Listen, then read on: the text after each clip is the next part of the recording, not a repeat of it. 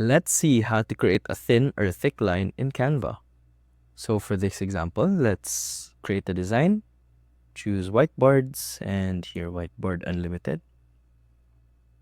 All we need to do is go to the left-hand side, click on elements, type here line. Next we go here to the shapes. Let's click this line, drag it here.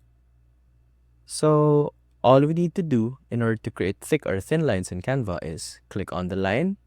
We go here to the top hand side toolbar, click on line style. If you want to have a thicker line, we increase the line weight. And if you want a thinner line, all we need to do is drag the slider to the left. And that's it. That's how you create thin or thick lines in Canva. See you soon.